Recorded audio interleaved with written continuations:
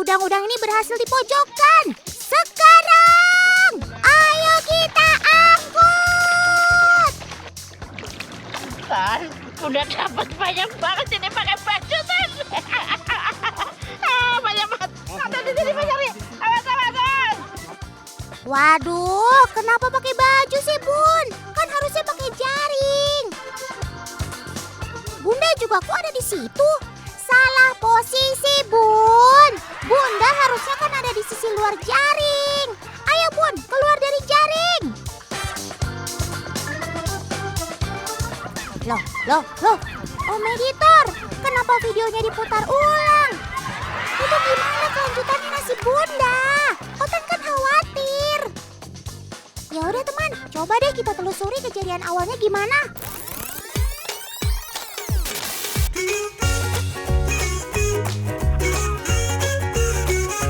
Ngomong-ngomong, Bunda bawa drum isinya apa itu ya? Bang, ini esnya. Ini dulu ketinggalan ya. Ayo. Maaf. Aduh. Walah, ternyata Bunda punya sambilan angkut-angkutin es balok toh. Eits, bukan ya teman, Otan cuma bercanda. Teman di rumah tapi tahu kan dari tadi Bunda tuh mau panen apa? Tuh, dari kolamnya aja ketebak kan ini tambak apa? Tuh, ada kincirnya. Terus kolam ini dalamnya cuma 1 meter. So, pasti ini adalah tambak udang. Lebih tepatnya udang faname. Udang faname disebut juga white leg shrimp atau udang kaki putih. Meskipun gak punya sirip, udang bisa dibilang berenang yang handal loh. Irama kelima pasang kaki renangnya bergerak cepat mendorong perutnya terus-menerus.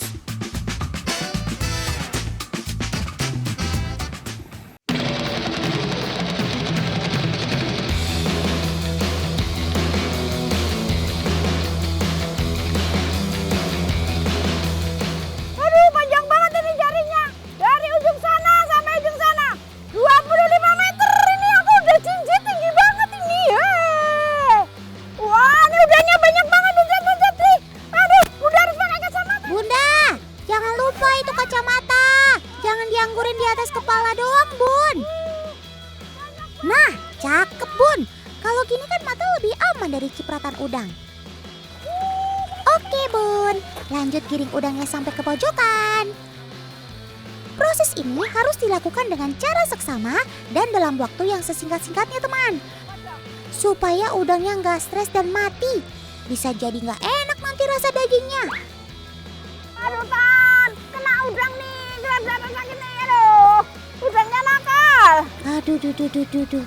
Mata udah terlindungi, tapi jari tetap kena ya, Bun. Tapi jangan disepelein lukanya ya, Bun. Ekor dan patil udang itu mengandung bakteri Vibrio vulnificus, teman. Bakteri ini sering ditemukan pada tulang atau duri hewan laut lainnya. Kalau kena patilnya, harus segera dicabut lalu dibersihkan lukanya dengan antiseptik. Makanya harus cepat diobati ya, untuk mencegah penyebaran bakteri dalam waktu 48 jam. Tan, udah dapat banyak banget ini pakai baju, Tan. Banyak banget. Ada di sini banyak nih. Awas, Tan.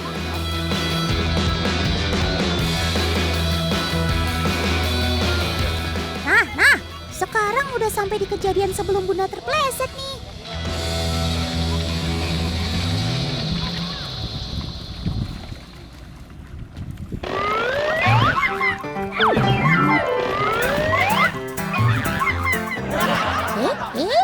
Bunda, jaringnya nggak apa-apa. Maksud Otan, bundanya nggak apa-apa kan? Nggak apa-apa ya, Bun, basah-basahan kan jadi seger. Nah, harusnya jaringnya ditahan begini nih. Kalau nggak ditahan, udangnya bisa lompat keluar jaring. Tapi memang ya, sobat-sobat Otan ini aktif banget. Swing. Lompat sana, lompat sini. Udang akan loncat keluar seperti ini saat dia merasakan adanya bahaya, teman. Tapi buat paman peternak, melihat udang aktif meloncat tinggi seperti ini justru jadi tanda kalau udangnya sehat-sehat. Jadi, kondisi ekor udang yang sehat saat di dalam air terbuka untuk bergerak. Sedangkan udang yang kurang sehat akan menutup ekornya. Sadar nggak? Postur tubuh udang akan membentuk seperti bulan sabit ketika dia melompat. Setelah lompat, postur badannya akan kembali normal. Ini udah selesai, aku naik. Lewat sini. Ayo naik, Bun. Jangan lama-lama di dalam kolamnya. Nanti betah loh.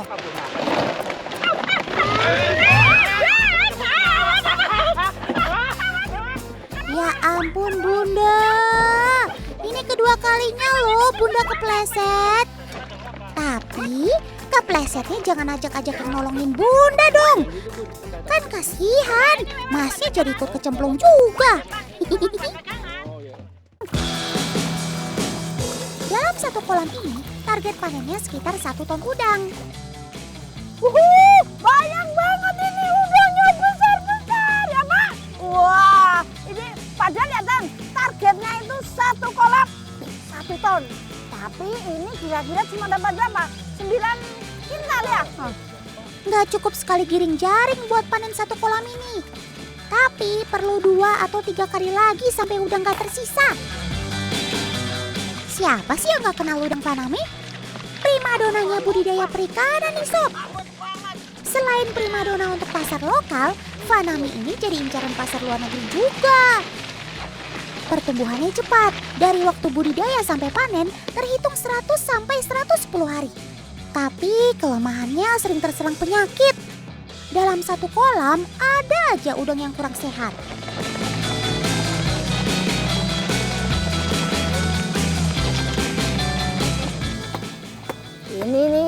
Ini udang yang nggak bagus. Tapi ini panennya bagus. Dari sekian banyak cuma 1 yang nggak bagus nih. Ini kena virus, kena penyakit. Makanya langsung, tadi dua nih. Ada 2 nih, yang merah-merah kayak gini. Nggak boleh dipasarin nih. Nah, ini lumayan merugikan si petambak karena tidak sesuai target panen. Cara antisipasinya harus dipanen sebelum waktunya supaya tidak mudah terserang penyakit. Tapi ukuran segini udah cukup besar juga. Panjangnya setelapak tangan Bunda alias sejengkal. Gak heran kenapa udang Faname diminati para pembudidaya. Soalnya begitu panen hasilnya melimpah. 1 drum ini aja isinya bisa hampir 100 kg.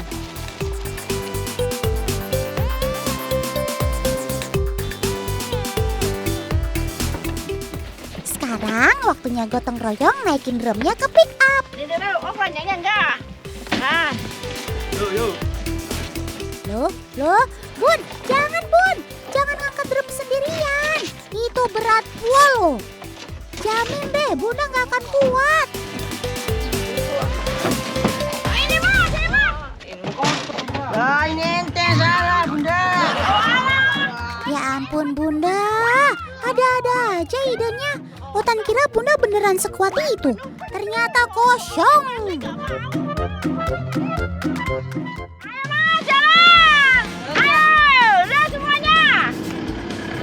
Awas. Ya, Mas. Ya.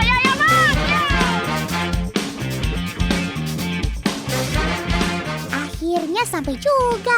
Ayo kita setor udang-udangnya.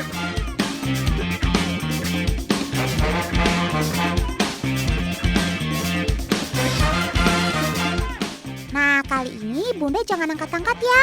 Soalnya ada isinya semua.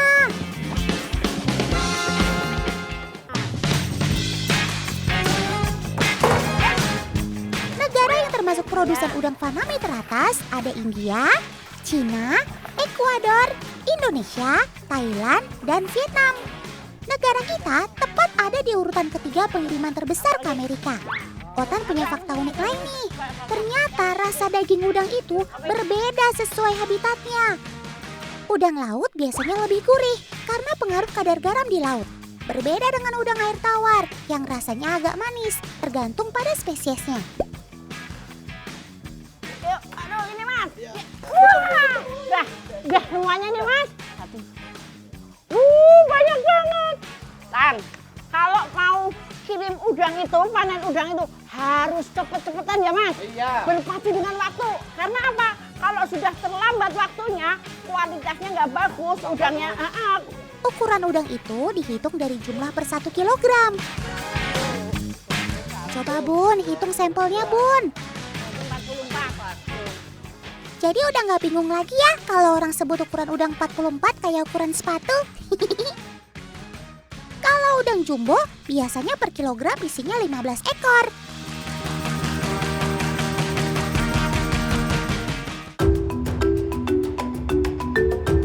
Oh iya, buat bu ibu di rumah, Otan mau titip pesan aja. Waktu masak udang nggak perlu lama-lama, cukup 2-3 menit saja. Cukup sampai udang berubah warna dan bentuknya menyerupai huruf C. Kalau sudah jadi huruf O, artinya sudah terlalu matang.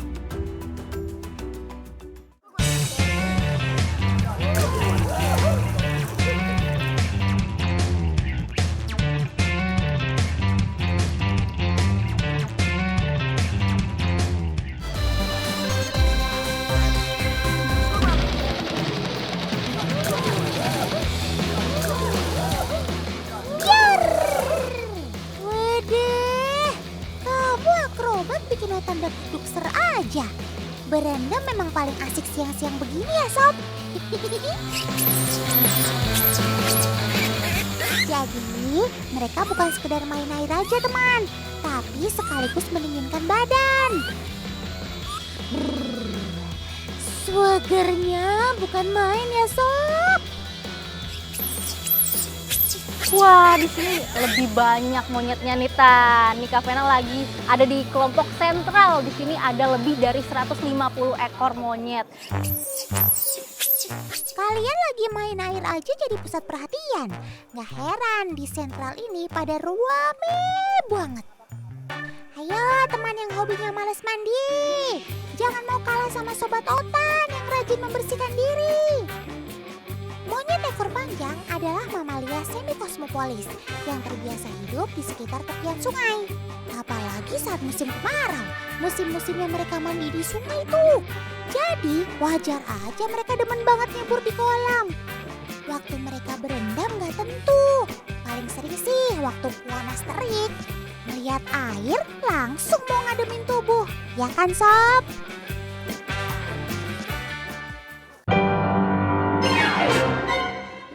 Sob, turun! Masa kepala kakaknya kamu injek-injek gitu? Ini lagi ada yang sibuk sama kayunya. Itu kayunya mau dijadiin tongkat sakti ya Sob? Emang mau jadi Sun Gokong? Aduh, ada-ada aja ya kenakalan Sobat Otan ini. Tapi gak semuanya nakal kok. Tuh ada yang kalem, ada yang lagi rebahan, ada yang lagi nyantai kayak di pantai.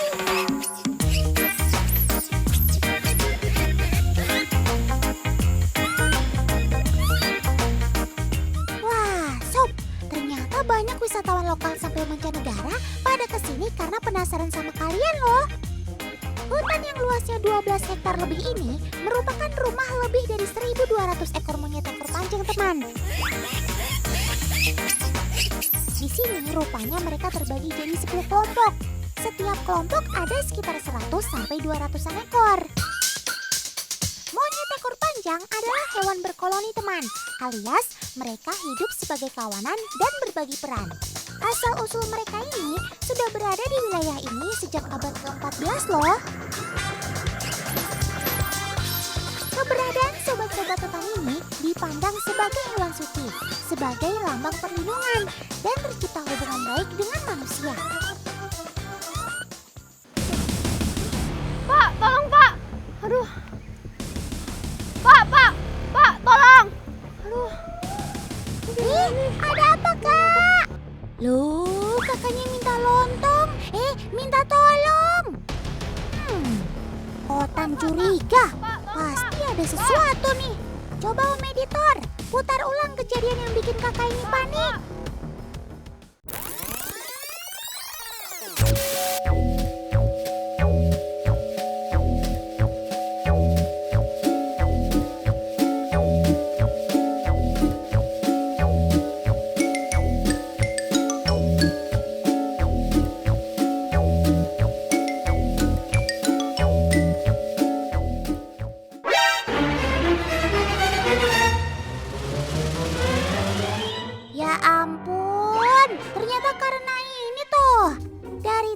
Sobat Otan udah mantengin terus di situ ternyata karena haus dia.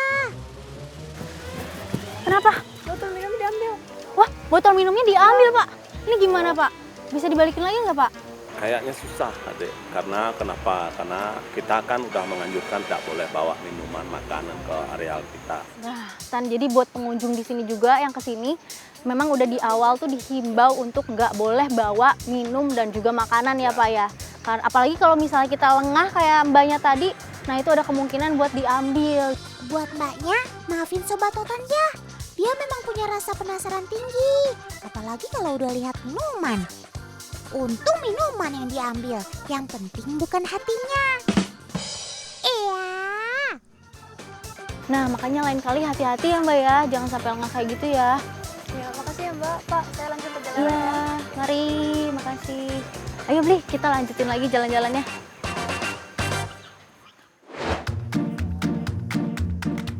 Wait, ada yang tepuk tangan. Emangnya ada yang ulang tahun, Sob? Tuh, kalau Kak Vena tepuk tangan kalau misalnya ada yang ulang tahun. Nah, kalau Opet tepuk tangan tandanya meminta makan tuh. Walah, ternyata tepuk tangan tuh tanda kamu minta diberi makan toh, Sob. Wah, unik juga nih. Si Opet rupanya jadi pengenal bahasa isyarat sederhana. Maklum teman, mereka sejatinya adalah hewan pintar. Sekali dia berhasil menemukan cara untuk mendapatkan keinginannya, dia mampu untuk mengingat dan mengulanginya lagi, teman. Tapi biasanya di setiap kelompok monyet pasti ada sang pemimpin yang paling dominan. Itu dia yang lagi nangkring di batang pohon. Uniknya, sebagai pemimpin, dia berhak mengambil makanannya tanpa perlu berebutan, teman. Kalau dia sudah bergerak, yang lain pasti akan berhenti dan tidak berani mengganggu. Makanya dari tadi dia kalem aja. Begitulah aturan yang berlaku dalam kawanan monyet ekor panjang. Cihuy! Apaan tuh dibalik kain?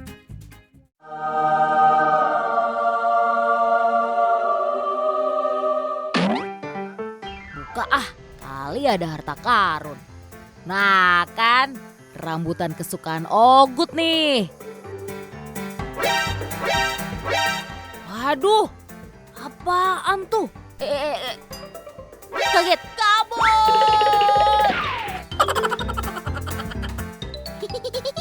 Ada yang kaget tuh. Meskipun terkaget-kaget, tetap makan rambutan nomor 1 ya, Sob. Tapi makannya sambil kepo, lirik-lirik ular karetnya tuh. Wah, yang lain juga mulai pada dateng nih. Penasaran ya? Come on, ambil rambutannya, Sob. Kok pada mundur gitu sih? Jadi teman, ketika mereka melihat bahaya dan ketakutan, mereka akan spontan mengeluarkan suara seperti ini untuk memanggil yang lainnya. Dengan alarm seperti ini, sebagai anggota kelompok, mereka akan belajar kalau ular bisa berbahaya. Tapi kalau si ular KW-nya ini terlihat aman, langsung pada berani mendekat tuh. Ayo, siapa berani? Hadiahnya rambutan. Cakep, tarik terus.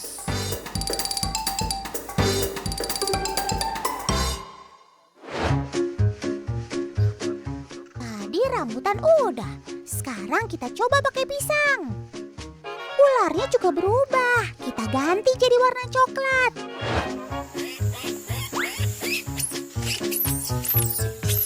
Iya, pasukan sudah mulai berdatangan nih. Mulai dari yang kecil sampai yang badannya besar, pada kepo nih. Ada yang celingak-celinguk sambil berdiri, ada juga yang sampai tiarap. Perilaku mereka saat ada ular beneran juga sama kok, akan dikelilingi kayak gini. Dan terpantau sudah ada yang berani buka kain. Semua mulai mendekat. Kalau misalnya ada satu monyet yang berani, nah yang lain juga udah mulai memberanikan diri buat ngedeketin pisangnya. Makanya bisa dibawa sampai sana tuh, Tan. Tuh. Cihuy! Kak Vena sama Pak Buddha bawa apaan tuh? Kayaknya hadiah buat kalian deh, Sob. Jadi biasanya kalau sajian spesial ini itu diberikan saat ada hari raya ya, tumpeng kandang namanya. Wih, Tan tahu. Itu dirayain setiap 6 bulan sekali. Nah, hari raya itu diadakan sebagai wujud syukur dan tanda terima kasih terhadap hewan-hewan karena sudah turut membantu manusia. Bukan cuma hari raya aja, saat ada yang berulang tahun juga dikasih yang spesial begini juga.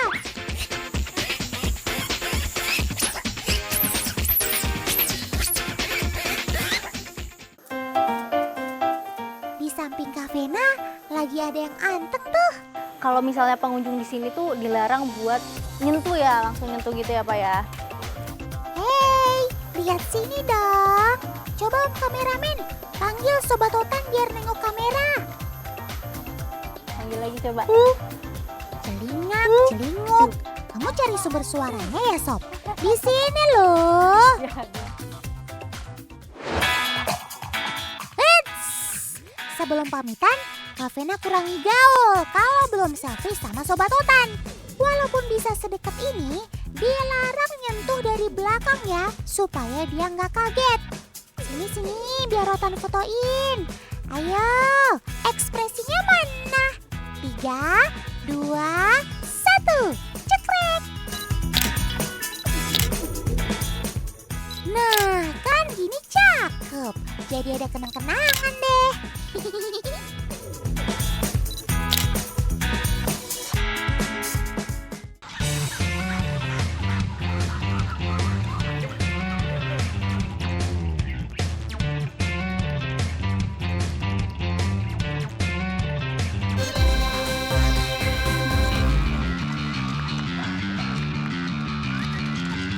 Mensana incorpore sano.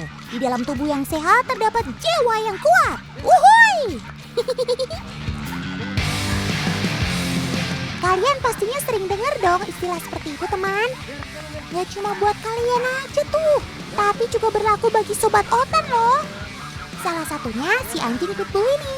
Mereka butuh olahraga ekstra tuh untuk menjaga tubuhnya agar tetap bugar. Nah, ini nih yang bisa dijadikan solusi. Yap, treadmill. Wih, keren amat kamu Sob. Punya alat treadmill gitu. Kayak di tempat nge-gym aja kamu Sob. Kenalin nih teman, Sobat Otan ini namanya Bera. Bera sedang olahraga bareng Kak Cesar. Sobat Otan ini termasuk jenis anjing American Pitbull Terrier. Kegiatan seperti ini bukan hanya sekedar gaya-gayaan aja ya, tapi kudu, mesti, wajib alias harus dilakukan sama Sobat Otan ini. Tujuannya agar mereka dapat mengalurkan energinya biar tidak stres plus dapat bonus sehat tentunya. Selain itu juga dapat melatih otot-ototnya juga tuh.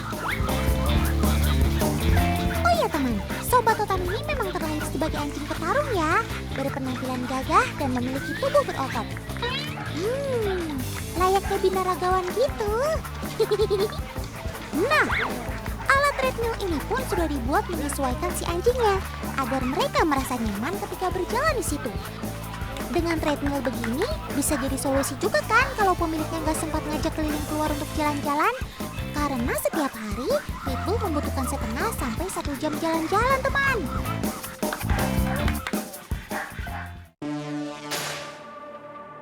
Wih, sangar banget kan otot-ototnya. Eits, otot besarnya ini bukan tanpa alasan loh teman. Di balik ototnya yang besar ini, mereka juga punya tenaga yang maksimum. Nah, sekarang kita akan lakukan uji coba nih. Kali ini Kak Cesar dan Paman Joni akan menguji kekuatan si Dexter. Kali ini Dexter akan menarik motor yang ditumpangi Kak Cesar. Kalau dihitung-hitung beban mereka itu berat badan Kak Cesar sekitar 47 kg, sedangkan berat motornya sekitar 90 kg. Sehingga jika ditotal, keduanya berjumlah 137 kg. Kira-kira Dexter kuat nggak ya menarik Kak Cesar yang duduk di atas motor? Oh ya ya teman, motornya ini dalam keadaan mati mesin ya. Nah, kali ini Paman Joni akan mencoba memancing Dexter untuk bergerak tuh. Oke, kita lihat bersama teman, apakah Sobat Totan kuat atau tidak nih? Ayo Sob, tunjukkan kekuatan kamu. Wih, kuat loh kamu Sob, keren. 2 jempol buat kamu Sob. Gak cuma itu, Pitbull juga memiliki rahang kuat, sehingga ketika Sobat Totan sudah menggigit akan sangat sulit untuk melepasnya tuh, karena gigitannya bersifat mengunci. Jadi tetap harus berhati-hati ya, walaupun Sobat Totan ini aslinya ramah sih.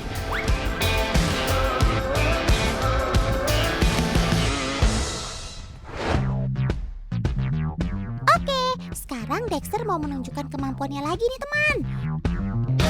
Wah, bisa melompat tinggi juga memangnya kamu Sob. Tuh lihat, Kak Caesar sudah membawa meteran dan bantalan gigitan kegemaran si Dexter tuh. Oke, langsung aja dipasang Kak. Wah, lumayan tinggi juga nih Sob, sekitar 190 cm. 190? Wih, emang kamu bisa Sob melompat setinggi itu? Ayo coba buktikan Sob. Are you ready? 1, 2, 3. Wih, berhasil teman. Wah, hebat kamu Sob. Lompatanmu gak kaleng-kaleng. Wih, juara kamu Dexter. Om Editor, tolong diperlambat tuh gerakannya. Teman-teman masih penasaran tuh, bagaimana cara Sobat Totan ini bisa melompat setinggi itu sih? Iya, keren kamu Sob. Gak cuma lompatannya, gigitannya pun cukup kuat tuh. Lihat saja, Dexter bisa menggantung di udara setelah berhasil menggigit sasarannya. Karena memang kekuatan gigitan jenis anjing Pitbull salah satu yang terkuat di antara ras anjing teman. Tekanan kekuatan gigitannya bisa mencapai ratusan kilogram loh. Wow, ngeri bener. Otan gak berani deh deket-deket kamu kalau lagi marah. Oh iya teman, Dexter bisa melompat tinggi seperti itu selain karena memiliki kekuatan pada otot-otot kakinya, juga karena latihan rutin yang sering diberikan Paman Joni tuh.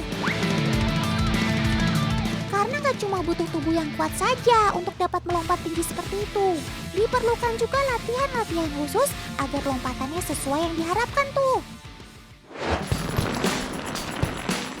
Loh? Buat apa rantai sebesar itu ya? Jadi ini menu rahasia latihanmu Sob.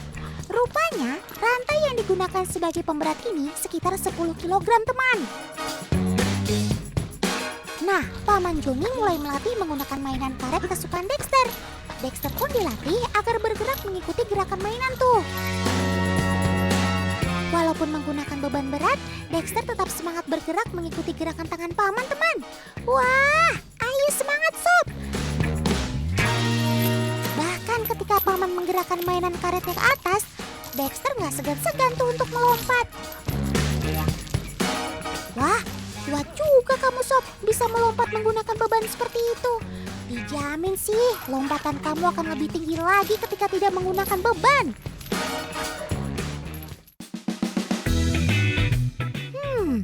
Jadi penasaran seberapa menurutnya Bera dengan Kak Caesar? Jadi Kak Caesar akan melatih Bera agar menjadi anjing yang penurut.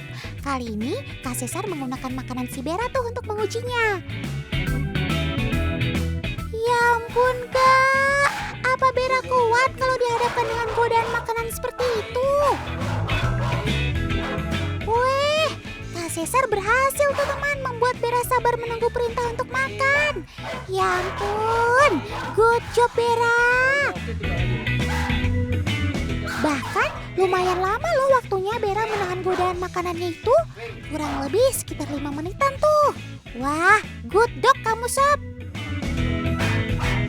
Sejatinya si Pitbull memang anjing yang menurut pada pemiliknya teman. Tapi kedisiplinannya harus dilatih terus. Kalau ikatan hubungan keduanya sudah terjalin dengan baik, maka pitbull akan aman dipelihara atau saat diajak berinteraksi dengan orang banyak. Keren kamu sob!